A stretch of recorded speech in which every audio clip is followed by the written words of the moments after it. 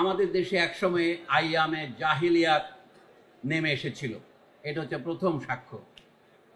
তারা রক্ত এবং প্রাণ দিয়ে প্রমাণ করেছে যে এই আইয়ামে জাহিলিয়াতকে বাংলাদেশের মানুষ শেষ পর্যন্ত মেনে নেয়নি। এটা হচ্ছে দ্বিতীয় সাক্ষ্য। আমাদের যা কিছু আছে তাই দিয়ে আমরা লড়েছি। গত বছরের বৈপ্লবিক আন্দোলনের প্রথম লক্ষ্য হচ্ছে আমাদের ছাত্রছাত্রীরা, আমাদের দেশবাসী ছিলেন সম্পূর্ণ নিরস্ত্র। শুধুমাত্র নিজেদের মনের পুঞ্জীভূত ক্ষোভ এবং ঘৃণা নিয়ে তারা স্বৈর শাসকের বিরুদ্ধে লড়েছেন। আপনাদের মধ্যে একটা প্রশ্ন দেখা দিয়েছে, এই আন্দোলন কি কোটা বিরোধী? এই আন্দোলন শুরু থেকেই ছাত্ররা যে নামকরণ করেছে তার মধ্যে গভীর ঐতিহাসিক তাৎপর্য আছে। এটা বৈষম্য বিরোধী। 1971 সনে যে মূলনীতিকে বুকে ধারণ করে আমাদের দেশের তরুণ তরুণী, যুবক যুবতী এবং সারা দেশের মানুষ মুক্তিযুদ্ধে ঝাঁপিয়ে পড়েছিলেন, তার একটি আদর্শ ছিল মানুষের মধ্যে সাম্য প্রতিষ্ঠা। গত 55 বছরে আমরা কি দেখেছি? দেশে ক্রমাগত সাম্যের বিলুপ্তি এবং বৈষম্যের বৃদ্ধি। এই বৈষম্য বিরোধী ক্ষোভ সমাজের সবচেয়ে অগ্রসর যে অংশ, তরুণ এবং ছাত্রছাত্রী সমাজ, তাদের মধ্যেই প্রথম স্পর্শ করবে। যে গাছ সবচেয়ে উঁচু হয়, বাতাস সেখানে আগে বেশি লাগে। কাজে আমাদের সমাজের চেতনার অ্যান্টেনা হিসেবে আমরা আমাদের ছাত্রছাত্রী সমাজকে গ্রহণ করতে পারি এবং তাদের মধ্যে সেই বার্তা সবার আগে পৌঁছেছে দেশে কোনো একটা কিছু ধ্বংসের পথে চলেছে। আমাদেরকে মানুষ বলা হয়, আপনারা জানেন। মানুষ বলা হয় এই কারণে যে আমাদের মধ্যে মনে কুশ হয়েছে। সংস্কৃতে মনুষ্য বলে। ইংরেজিতে আপনারা খেয়াল করেছেন আমাদেরকে ম্যান ওমেন বলা হয়, কিন্তু আরেকটি শব্দ আছে হিউম্যান।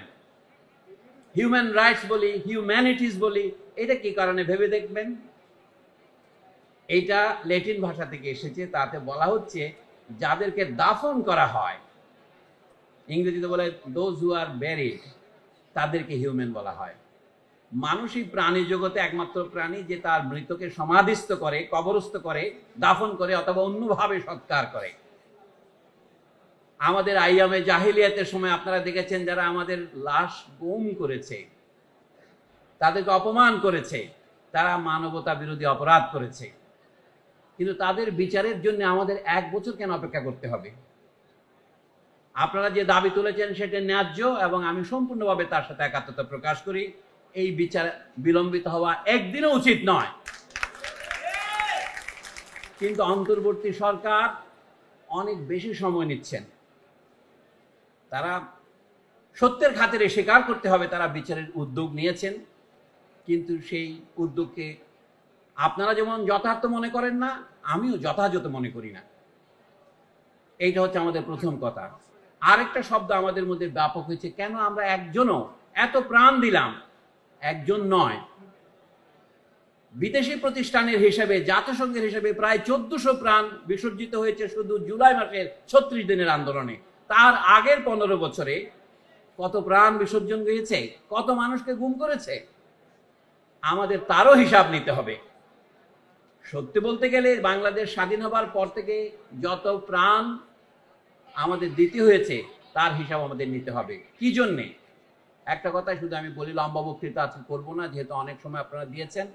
আমি নর্দার্ন বিশ্ববিদ্যালয়ের প্রতি কৃতজ্ঞতা প্রকাশ করছি আমাদেরকে আজকের ঘটনার সাক্ষী হওয়ার সুযোগ দেওয়ার জন্যে। আমরাও আজকের এক ধরনের শহীদ।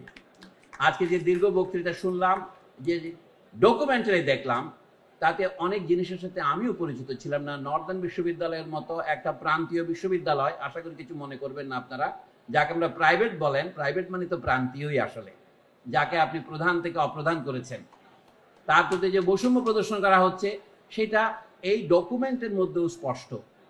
আমরা জাতীয়ভাবে যারাই প্রাণ দিয়েছেন, যারাই আন্দোলনে অংশ নিয়েছেন, প্রতিটি মানুষের অবদানের স্বীকৃতি চাই। এর মধ্যে কোনো লোভের বিষয় নাই।